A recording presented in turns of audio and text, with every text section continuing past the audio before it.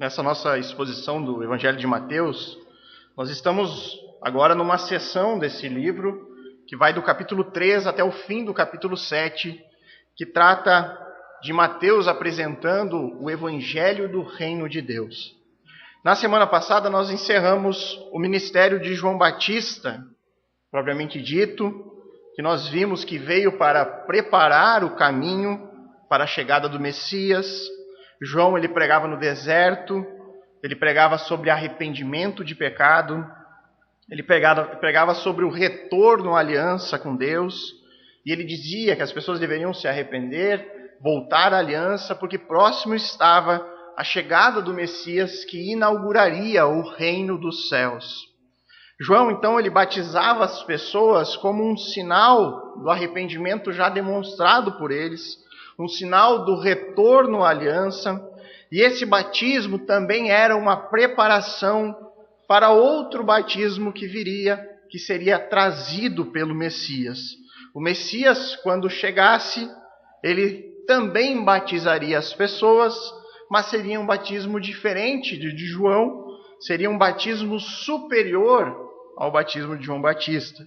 O Messias traria um único batismo de duas formas. Ele batizaria com o Espírito e com fogo, um como um sinal de salvação e o outro como um sinal de juízo. O texto que nós veremos hoje, ele é o relato histórico do batismo de Jesus por João Batista. Então é Mateus capítulo 3, dos versos 13 a 17. Acompanhe comigo a leitura. Por esse tempo, dirigiu-se Jesus da Galiléia para o Jordão, a fim de que João o batizasse. Ele, porém, o dissuadia, dizendo: Eu é que preciso ser batizado por ti, e tu vens a mim? Mas Jesus lhe respondeu: Deixa por enquanto, porque assim nos convém cumprir toda a justiça. Então ele o admitiu. Batizado Jesus, saiu logo da água, e eis que se lhe abriram os céus, e viu um Espírito de Deus descendo como pomba, vindo sobre ele. E eis uma voz do céu que dizia: Este é o meu Filho amado, em quem me comprazo. Vamos orar mais uma vez, irmãos? Querido Deus, bondoso Senhor, nós temos diante de nós o sagrado texto das Escrituras. Nós sabemos que nós precisamos do Teu Santo Espírito para compreender esse texto como qualquer outro texto que esteja aqui na Palavra de Deus. Nós te pedimos a Ti que o Senhor seja propício a nós hoje, essa noite, que possamos compreender cada detalhe desse texto tão rico da Palavra de Deus e que ele venha a nós com poder, Senhor, para realmente mudar as nossas vidas, para gerar fruto em cada um de nós. Nós clamamos e oramos no nome do Senhor Jesus. Amém. Irmãos, com base nesse texto que eu acabei de ler aqui para vocês, eu quero mostrar que a partir deste relato histórico, é bom que se diga, isso é um relato histórico de algo que aconteceu na história da humanidade, de algo que realmente aconteceu. Eu quero extrair deste texto, uma confirmação, uma informação e uma revelação. Vocês vão entender melhor isso depois, tá? Não vou revelar nada novo aqui, que não esteja no próprio texto. A confirmação, irmãos, é a de que o Messias finalmente chegou. A informação que esse texto nos dá é que o Messias que veio, ele é o servo sofredor, do qual foi profetizado na própria palavra de Deus. E a revelação aqui, irmãos, ela é simplesmente uma aparição, um texto que é extremamente relevante sobre a Trindade divina. Então vejamos primeiro a confirmação. Então, a confirmação é: o Messias chegou. Vamos reler ali o verso 13 e 14. Ele diz ali: Por esse tempo, dirigiu-se Jesus da Galiléia para o Jordão, a fim de que João o batizasse. Ele, ou seja, João Batista, porém, o dissuadia, dizendo: Eu é que preciso ser batizado por ti e tu vens a mim. O texto diz que nos dias, aqui por esse tempo, ou seja, nos dias que João estava pregando no deserto da Judéia, nos dias em que ele estava batizando aquelas pessoas que demonstravam o seu arrependimento, o arrependimento dos seus pecados, o desejo por retornar à aliança com Deus, Jesus foi até ele. Jesus veio da Galileia. Lá no Evangelho de Marcos é acrescentado de que Jesus especificamente vem de Nazaré. Então, nesses dias, Jesus foi até João Batista para ser batizado. Jesus foi lá com esse propósito específico. Agora, se você já acompanhou as pregações anteriores, lembram qual é o significado do batismo de João? Arrependimento, retorno à aliança, era a base da pregação de João. Segundo isso, Jesus precisava desse batismo? Óbvio que não. E aqui João, ele concorda com o nosso raciocínio. Ele está ali, o que diz o texto? João, porém, o dissuadia. Ou seja, João discordava de Jesus. Ele estava ali dizendo, Jesus, eu é que preciso ser batizado por ti, e tu vens a mim. João sabia que o batismo dele era um batismo de preparação para o batismo que viria por meio de Jesus, que o Messias traria. Porque o Messias ele ia trazer consigo um batismo superior. O Messias batizaria com Espírito e com fogo.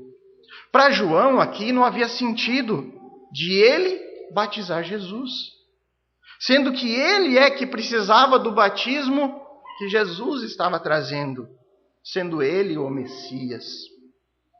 Curioso que anteriormente nós vimos que João ele se recusa a batizar os fariseus e os saduceus porque eles não eram dignos de serem batizados, porque não demonstravam arrependimento. E agora nós vemos João não pretendendo batizar Jesus porque ele mesmo não se achava digno de fazer aquilo. Então esse diálogo de João com Jesus traz aqui para os leitores do Evangelho de Mateus uma confirmação extremamente importante. João acaba de reconhecer que o Messias chegou.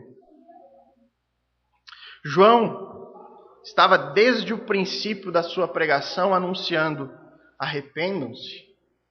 Arrependam-se dos seus pecados, porque próximo está o reino dos céus. Eu vos batizo com água, mas o que vem depois de mim trará um batismo muito superior ao meu. Agora, ao ficar de frente a frente com este homem, Jesus, que até então era um simples galileu, vindo de uma cidade insignificante chamada Nazaré, João confirma: eu é que preciso ser batizado por esse homem. Eu é que preciso desse batismo que é superior ao meu. Um batismo do qual eu anunciei até aqui é superior. Eu é que preciso disso. O Messias chegou. A era messiânica começou. Quanto tempo de espera. Eu sei que é muito difícil a gente estabelecer datas, mas existem alguns cálculos que dizem que nesse momento onde Jesus está sendo batizado, já haviam passado aproximadamente 4.000 anos da promessa de um descendente lá de Gênesis 3,15.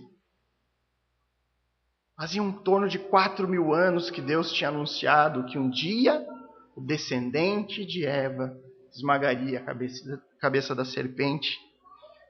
Aproximadamente 2.000 anos desde a aliança de Deus com Abraão. E por todo esse tempo o povo judeu esperava com esperanças a vinda do seu Redentor. Nós podemos dizer, irmãos, que nós hoje, os cristãos, nós vivemos tempos semelhantes, de uma espera semelhante.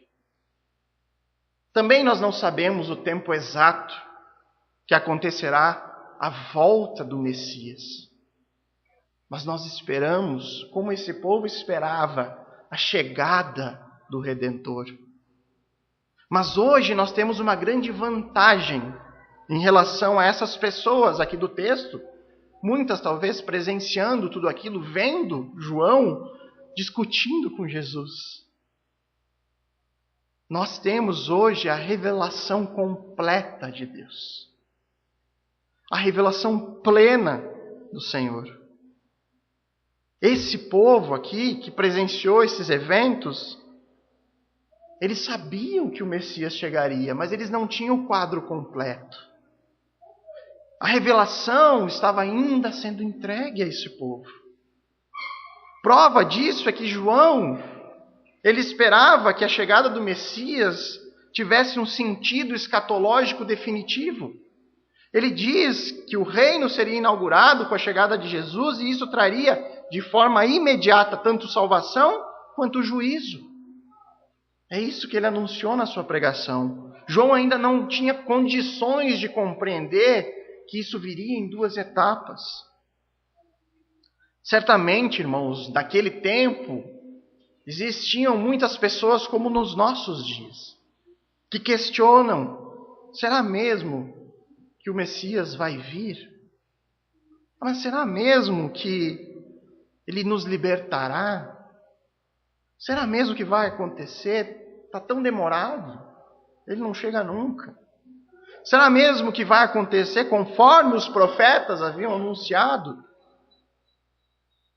E para esse povo, tudo aconteceu conforme a palavra de Deus havia dito. Exatamente, nos seus mínimos detalhes. E isso para nós também é uma vantagem, porque nós sabemos disso e hoje nós podemos ter muito mais encorajamento para esperar. Pode demorar, mas eu tenho uma certeza, ele vai voltar. A certeza de que se tudo aconteceu conforme ele anunciou para o povo antigo, na primeira vinda de Cristo, nós podemos ter a total certeza de que tudo se cumprirá mais uma vez conforme anunciado. Só que dessa vez, irmãos, desta vez, ele virá para cumprir tudo aquilo que João já esperava. Dessa vez, ele vai vir para separar de uma vez por toda o trigo da palha. O trigo que será recolhido para o celeiro e a palha que será jogada num fogo que não se apaga. E é por isso, irmãos, porque hoje nós sabemos, hoje nós temos a plena certeza de que tudo vai se cumprir dessa mesma maneira que ele anunciou. Nós devemos nos empenhar ainda mais. Nós devemos, por meio disso, proclamar o retorno de Cristo com muito mais empenho, com determinação e com a fidelidade de João Batista. Com essa mesma fidelidade de João que confirmou que o Messias já chegou e esteve entre nós.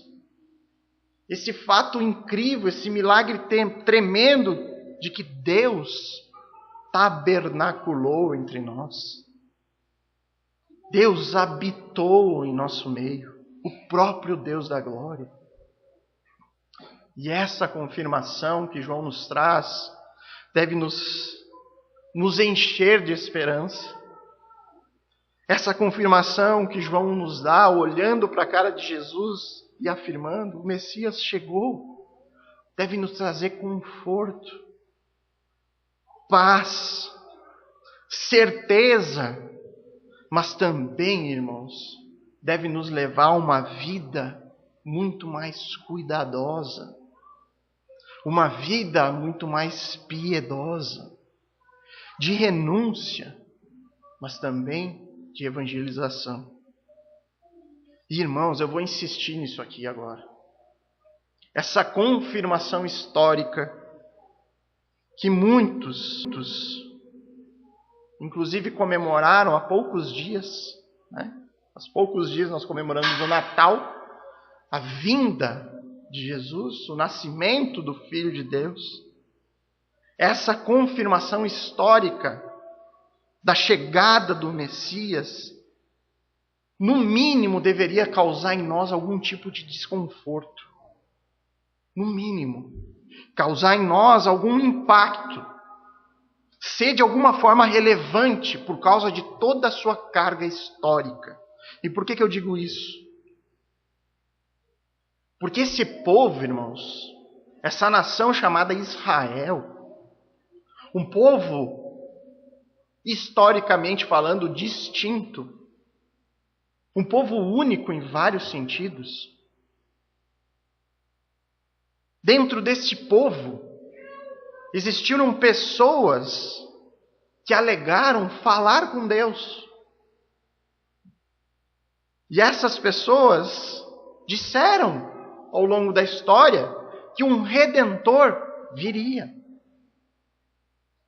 Um homem único chegaria e traria salvação ou juízo. Este homem, ele separaria as pessoas em dois únicos grupos. Aqueles que seriam salvos e aqueles que pereceriam num juízo eterno. E tudo isso aconteceu conforme eles anunciaram. Esse Messias veio. Ele nasceu. E foi um impacto histórico tão grande que ele dividiu o calendário ocidental. Nós hoje estamos no ano 2018, depois do nascimento deste homem. Tudo aconteceu conforme eles anunciaram. E agora? O que faremos com essa confirmação? Como nós lidaremos com isso? Com esse povo? Com esse Messias? Com essa história de salvação ou juízo? O que nós faremos com tudo isso? Todos nós tomaremos uma decisão sobre isso. Todos nós. Ou nós pegaremos essa informação e rejeitaremos, ou nós temos que lidar com ela. E aí, procurar saber mais. E aí, ir atrás de mais informações sobre isso, para ver onde tudo isso pode nos levar. Essa narrativa histórica do batismo de Jesus nos traz essa confirmação extremamente importante.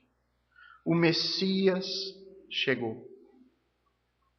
Mas ela não para nisso. O relato também nos traz uma informação que é muito importante. O Messias é o servo sofredor.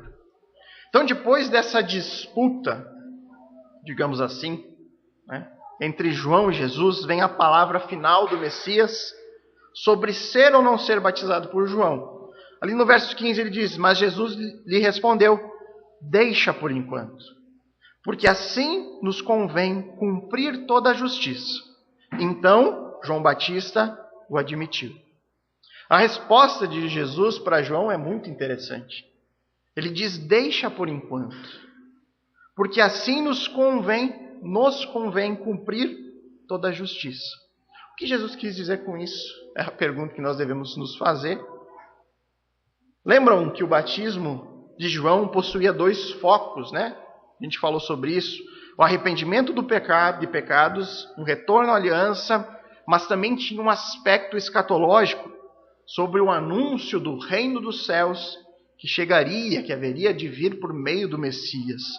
Esse reino dos céus inaugurado no Antigo Testamento é chamado de o dia do Senhor, né? E ele viria trazendo salvação, mas também trazendo juízo sobre o povo.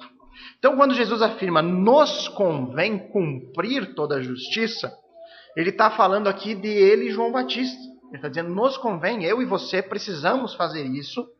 Eles deveriam fazer aquilo para que se cumprisse a vontade de Deus. Jesus está afirmando aqui que é vontade do Pai que João batize Jesus.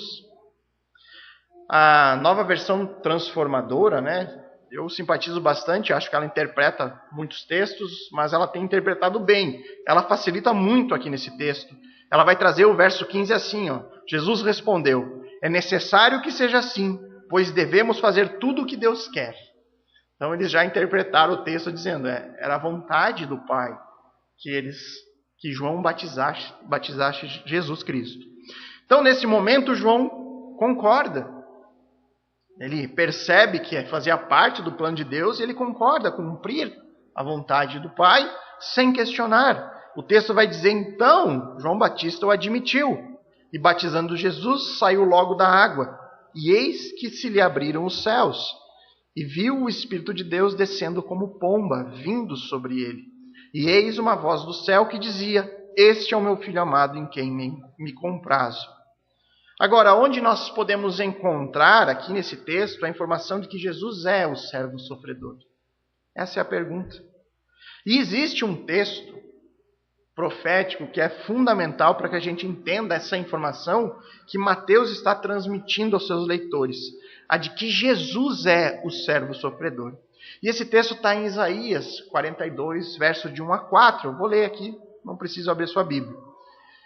Eis aqui o meu servo, a quem sustento, o meu escolhido, a quem a minha alma se apraz. Pus sobre ele o meu espírito, e ele promulgará o direito para os gentios. Não clamará, nem gritará, nem fará ouvir a sua voz na praça. Não esmagará a cana quebrada, nem apagará a torcida que fumega. Em verdade, promulgará o direito. Não desanimará, nem se quebrará, até que ponha na terra o direito. E as terras do mar aguardarão a sua doutrina. Vocês percebem a semelhança? Eis aqui o meu servo, a quem eu sustento, o meu escolhido, a quem a minha alma se apraz. Pus sobre ele o meu espírito. E ele promulgará o direito para os gentios. E aí vem as características do servo sofredor. Por meio do que Deus falou sobre Jesus, essa voz que veio do céu e falou ali no texto, este é o meu filho amado em quem me comprazo. Essa é uma clara referência aos textos proféticos acerca do Messias. E é por meio disso que nós podemos afirmar que Jesus é reconhecido aqui no texto como o servo sofredor. E a primeira marca, irmãos, do servo, qual é? A obediência. A primeira marca do servo é obedecer. E aqui, no texto, o servo cumpre toda a justiça. Você poderia me dizer alguém que foi mais obediente a Deus neste mundo do que Cristo? Jesus sofreu, Jesus morreu para realizar a redenção em obediência à vontade do Pai. O batismo de Jesus por João Batista é a primeira marca de que Cristo veio como um servo, disposto a cumprir tudo aquilo que Deus havia determinado no seu plano de redenção. E é por isso que Jesus diz para João no batismo, no momento que ele se recusava em batizá-lo, Jesus diz, deixa por enquanto, porque essa é a vontade do Pai. Que assim seja, para nós cumprirmos tudo aquilo que Deus determinou para a minha vida, para o meu ministério aqui na terra. Isso significa, irmãos, que neste ponto da história da salvação, o batismo de Jesus era um evento determinado por Deus. Era um evento que deveria acontecer. E Jesus, ele precisava, no início do seu ministério, demonstrar a sua disposição em assumir este papel de servo.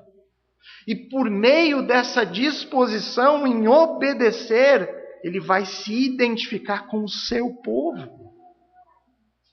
Por meio do batismo, Jesus se identifica conosco, por meio da disposição em obedecer o nosso Deus. Jesus, ele está aqui se identificando, irmãos, com aqueles que se arrependeram dos seus pecados e retornaram à aliança.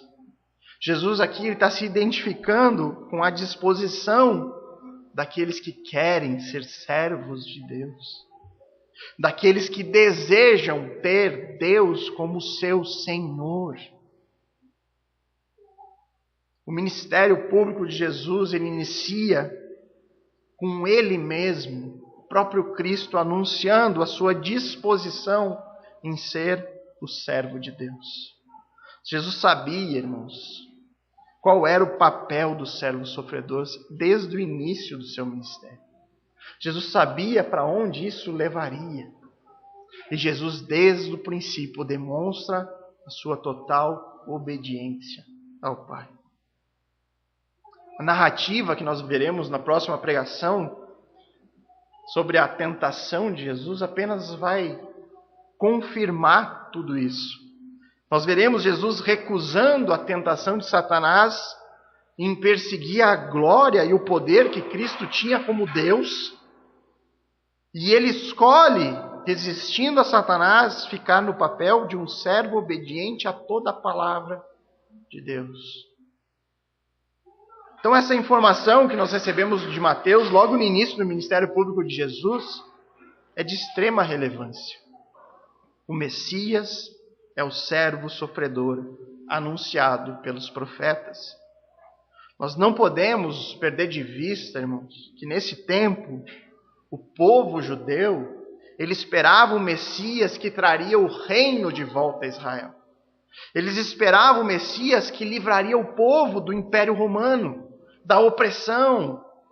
Eles esperavam um reino terreno, político, onde o Messias governaria e restauraria toda Israel. E Mateus trata de esclarecer logo essas questões aqui. O Messias veio, mas não da forma que vocês esperavam. Por outro lado, o que nós temos aqui também não é uma negativa total disso, dessas coisas, desse reino político e terreno, de que os judeus haviam entendido errado todas as profecias. A verdade é que, por enquanto, o Messias veio para ser o servo de Deus, para cumprir a vontade soberana de Deus no plano da redenção. E eu gostaria de fazer uma aplicação prática em cima disso, de Cristo como um servo. E para isso eu quero ler um texto de 1 Pedro 2, 21 e 25. Ele diz assim: porque Deus os chamou para fazerem o bem, mesmo que isso resulte em sofrimento, pois Cristo sofreu por vocês. Ele é o seu exemplo. Sigam os seus passos. Ele nunca pecou, nem enganou ninguém. Não revidou quando foi insultado, nem ameaçou se vingar quando sofreu, mas deixou o seu caso nas mãos de Deus, que sempre julga com justiça. Ele mesmo carregou os nossos pecados em seu corpo na cruz, a fim de que morrêssemos para o pecado e vivêssemos para a justiça. Por suas feridas somos curados. Vocês eram como ovelhas desgarradas, mas agora voltaram para o pastor, o guardião de sua alma. Essa palavra nos diz que Jesus é o nosso exemplo. Ela diz: sigam os seus passos. Jesus é o exemplo de servo de Deus. Jesus sim podia afirmar: Deus, Tu é o meu Senhor. Jesus cumpriu toda a justiça. Jesus foi obediente o tempo todo, independente de onde essa obediência iria levá-lo. A obediência de Cristo ao Pai o levou para um lugar que era nosso, mas que graças a Cristo nós nunca iremos, que é a cruz. que é beber o cálice da ira de Deus. Nós nunca sofreremos, irmãos, 1/10 daquilo que Cristo sofreu por nós, do que Cristo sofreu por ser obediente ao Pai. E nós precisamos sempre alimentar a nossa mente com essa verdade. Relembrar o sofrimento de Cristo em nosso favor. O sofrimento que foi necessário para nos libertar do pecado. Nós devemos seguidamente recordar da cruz. Lembrar do sangue que foi derramado. E refletir que tudo isso aconteceu por nossa causa. O nosso pecado colocou o Deus do universo pendurado em um madeiro. O nosso pecado colocou uma coroa de espinhos na cabeça do meu Redentor. Esse é um exercício necessário que nos ajuda a ser vigilantes em nossa vida. Nos ajuda a não correr o risco de seguir um caminho que não é o caminho da obediência. Para não corrermos um risco de estarmos em total indiferença com a palavra de Deus, sobre aquilo que ela determina para a minha vida, de como eu devo viver de maneira a ter comunhão com o meu Deus. E mesmo vivendo alheio à palavra, sem interesse, sem querer saber aquilo que Deus tem para mim, ficar cantando, Deus é o Senhor, Deus é o Senhor. Se Ele é o meu Senhor, eu tenho que ser o seu servo, obediente a Ele. Cantar que Deus é o Senhor e viver em desobediência a Deus, isso é terrível, irmãos. É desdenhar daquilo que Cristo fez por nós na cruz. A obediência é a marca do Messias, o servo sofredor. E deve ser a principal marca também do discípulo de Cristo. Se você considera Deus como seu Senhor, então olhe para Cristo e veja as marcas de um verdadeiro servo.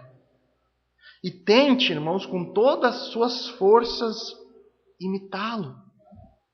Mas também saiba que apenas as suas forças não vão ser suficientes. Você precisa de uma capacitação que vem de Deus, que vem do Espírito Santo operando em nós uma santificação. E por isso peça a Deus em oração, para que Ele lhe conceda o Espírito Santo, para que Ele lhe capacite a ser um servo, obediente ao seu Senhor. Sigam os seus passos. Ele nunca pecou nem enganou ninguém, é o que diz o texto. Não revidou quando foi insultado. Não ameaçou se vingar quando sofreu. Mas deixou o seu caso nas mãos de Deus, que sempre julga com justiça. O texto que estamos analisando hoje aqui do Evangelho de Mateus nos traz uma confirmação. Aqui o Messias chegou. Nos traz uma informação que o Messias é o servo sofredor. E por fim, o que eu chamei de uma revelação, que é a Trindade divina. Os versos 16 e 17 novamente. Batizado Jesus, saiu logo da água, e eis que se lhe abriram os céus. E viu o Espírito de Deus descendo como pomba, vindo sobre ele. E eis uma voz do céu que dizia: Este é o meu Filho amado, em quem me comprazo. Então o texto aqui está dizendo que depois de batizado, Jesus saiu imediatamente da água. E também imediatamente aconteceu o testemunho do Espírito de Deus, que desceu sobre Jesus. Quando o texto aqui diz que os céus se abriram, isso aqui, irmãos, é uma clara referência às visões comuns do Antigo Testamento. Tá? É uma referência à maneira como Deus falava no tempo antigo. Mas eu quero chamar a sua atenção para essa parte aqui. E viu o Espírito de Deus descendo como pomba, vindo sobre ele.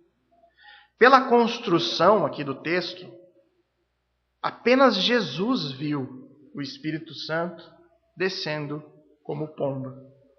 Ele diz ali, depois do batismo, quando Jesus saiu da água, o céu se abriu e ele viu o Espírito de Deus. Novamente, a NVT já vai trazer essa informação bem clara. Ele traz assim, depois do batismo, enquanto Jesus saía da água, o céu se abriu e ele viu o Espírito de Deus descer como uma pomba e pousar sobre ele. Então, pela construção gramatical aqui, foi uma visão que apenas Jesus teve. Enquanto essa visão do Espírito descendo ficou restrita a Jesus pelo texto, a segunda parte não, ela foi uma manifestação pública cheia de significados. E eis uma voz do céu que dizia, este é o meu Filho amado, em quem me comprazo. Então, irmãos, como eu já disse antes, essas palavras vindas do céu ligam Jesus ao servo sofredor, logo no início do ministério público de Cristo. Confirma que Jesus é o Filho amado de Deus, eleito desde a eternidade para ser o Messias.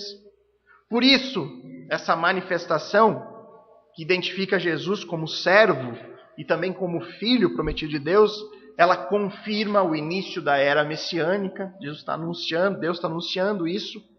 Mas há um outro fator importante aqui. Relembrando novamente o contexto histórico, o povo judeu ele vinha de 400 anos aproximadamente de silêncio. Fazia todo esse tempo que não havia novas revelações.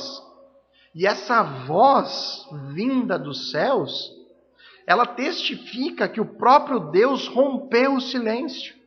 Imagine para aquele povo. Deus está se comunicando novamente. Deus está se revelando uma vez mais aos homens. E isso era a confirmação de que a era do Messias chegou. Então, tendo explicado, há mais um detalhe aqui em relação à questão da pomba. Às vezes a gente pode pensar, era uma pomba mesmo. Enfim, pelo texto aqui, irmãos, isso pode representar que o Espírito Santo ele desceu da maneira de uma pomba, ou que ele desceu em forma de uma pomba. As ambas interpretações são possíveis, não há como, o texto não nos dá mais detalhes sobre isso, tá? Então,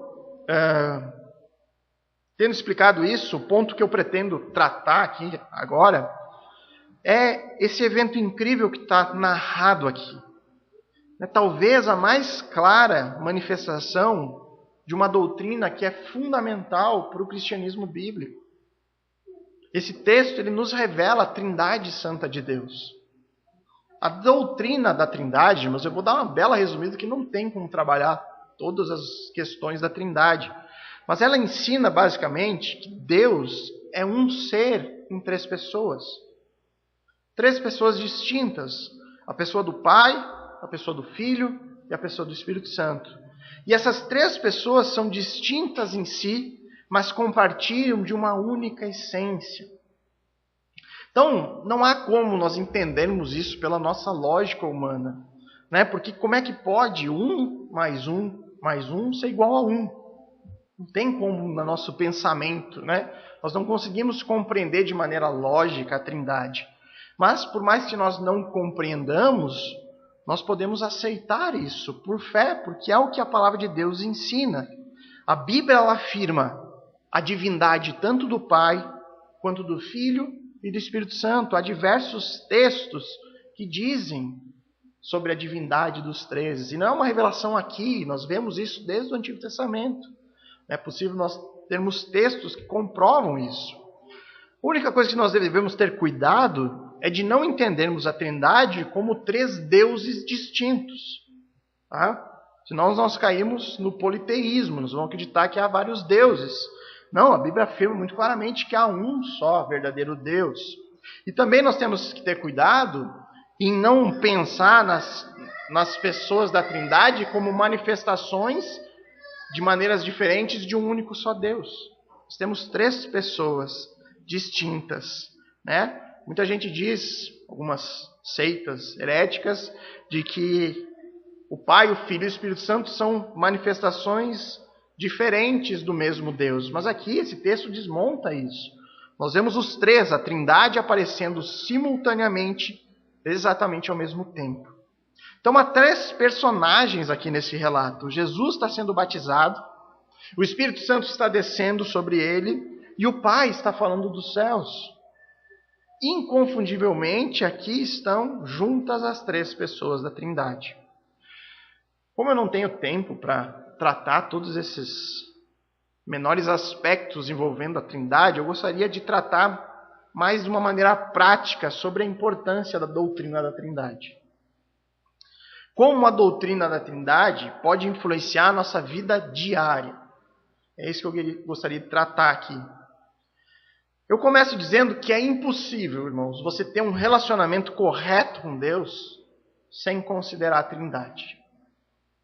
Não tem como, irmãos, ter um relacionamento ortodoxo, bíblico, com Deus, sem conhecer a Trindade, sem tratar com ela.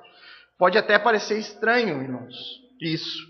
Mas hoje, há muitas pessoas que demonstram, talvez até inconscientemente, preferências por uma das três pessoas. É o que a gente vê por aí. Para alguns, parece que a pessoa do Pai, ela é central. Então essas pessoas, elas tentam dominar os seus pensamentos sobre Deus na figura do Pai. E pensam muito pouco sobre Jesus ou sobre o Espírito Santo. E você vê isso muito dentro de pessoas que foram criadas na tradição católica. Quando lembram de Deus, pensam logo na figura do Pai. Nós temos uma minoria que trata uma preferência ao Filho, a Jesus. Mas no meio evangélico, nós temos, sem dúvida, uma grande preferência pela figura e a pessoa do Espírito Santo. Parece que ela é o foco principal da vida dos crentes. Só que essa maneira de fragmentar a Trindade e sobressair as pessoas no nosso relacionamento pessoal com Deus, essa relação de preferência, ela só nasce por causa de uma má compreensão da própria palavra de Deus. Falta interesse em estudar mais na palavra sobre esse assunto. Simplificando, falta teologia.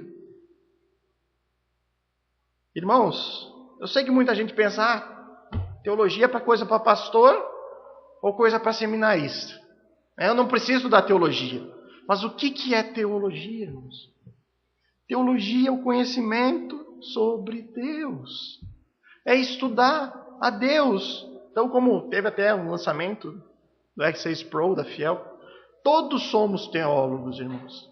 Todo cristão é um teólogo. Ou todo cristão precisa ser um teólogo. No sentido de buscar conhecimento sobre Deus. Então a falta do estudo de Deus leva as pessoas a pensar em Deus, não trazendo à memória a existência da Trindade, mas imaginando Deus como um ser único. E pode até parecer besteira isso aqui, irmãos. Mas isso compromete de maneira profunda o nosso relacionamento com Ele. Porque impede, irmãos, que a gente entenda Deus de uma maneira mais completa. Que a gente entenda mais a fundo o caráter de Deus. Na verdade, irmãos, eu me arrisco a dizer que é impossível até compreender a criação e a redenção sem você pensar na Trindade. Porque tanto na criação quanto na redenção, elas não são obras de uma única pessoa distinta, mas ela é obra da Trindade. Nós podemos observar hoje aqui esse relato histórico que fazia parte do plano da redenção, que era um evento pensado que deveria acontecer na história, no processo da salvação humana. As três pessoas da Trindade estão diretamente envolvidas, ativas aqui. E isso é apenas um dos problemas que pode acontecer se nós tivermos uma visão limitada de Deus. Por exemplo, outro problema é imaginar que Deus precisou criar o mundo para se sentir mais pleno. precisou fazer o ser humano porque ele era muito solitário. Então ele criou as coisas para ter mais amizades. Disso nascem os pensamentos de que Deus precisa do homem e não o homem de Deus. Só que isso é um tremendo engano que nasce de não conhecer a Trindade. Deus não precisava criar o universo para se sentir melhor, nem para ter que experimentar algum tipo de relacionamento, porque no seu próprio ser, Deus, ele é completo e relacionável. Olha o que Jesus diz em uma das suas orações, no Evangelho de João 17, versos 5 e 24, ele diz assim: E agora glorifica-me, ó Pai, contigo mesmo, com a glória que eu tive junto de ti antes que houvesse mundo, porque me amastes antes da fundação do mundo. Deus, na criação, irmãos, ele expandiu o amor que ele já desfrutava dentro da Trindade.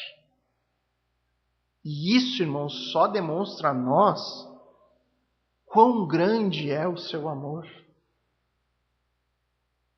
Nós somos chamados para mergulhar no amor da Trindade.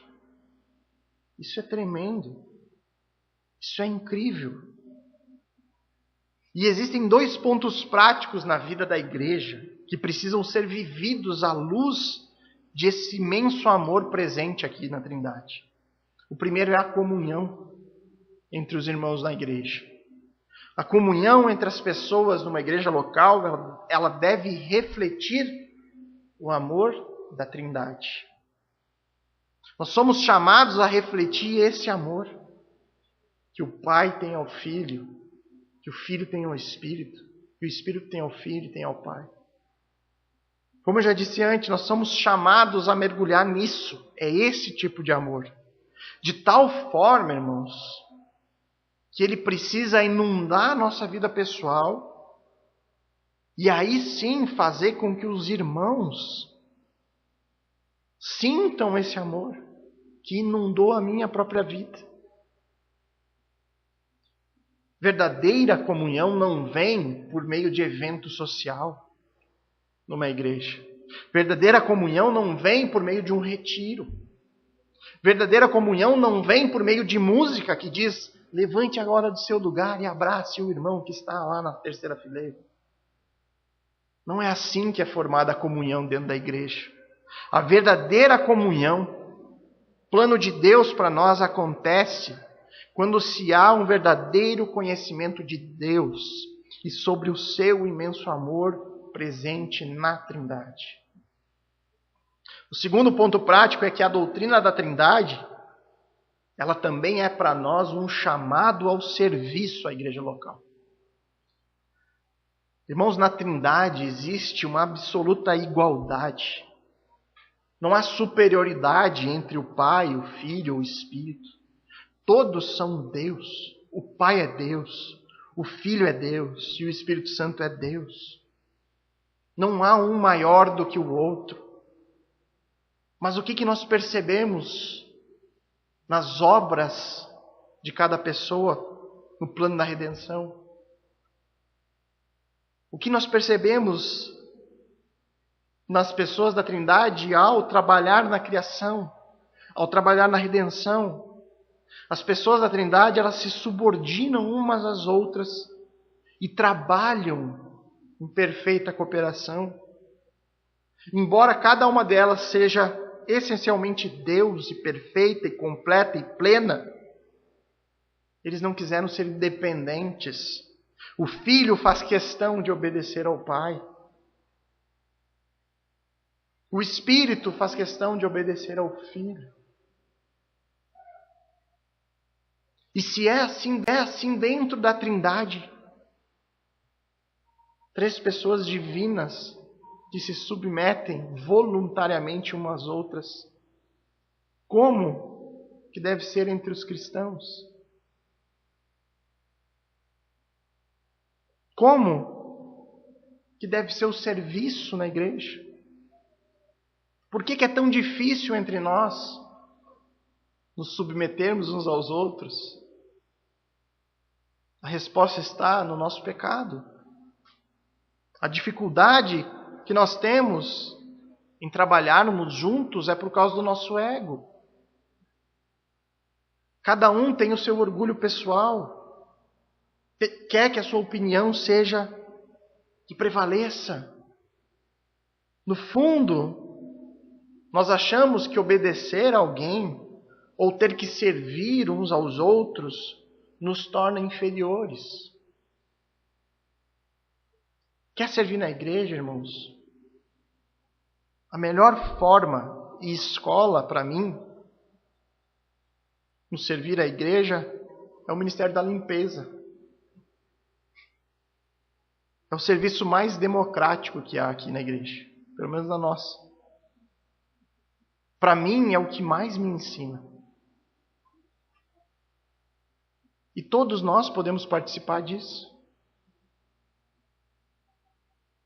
Lembram? Quando o Filho de Deus pegou um baldinho com água, botou uma toalhinha nos ombros e foi limpar os pés dos seus discípulos. Esse fato não tornou Cristo menos digno. Ele ter lavado os pés dos discípulos não diminuiu quem Cristo é de fato. Pelo contrário, ele nos deu uma aula sobre serviço e humildade prática.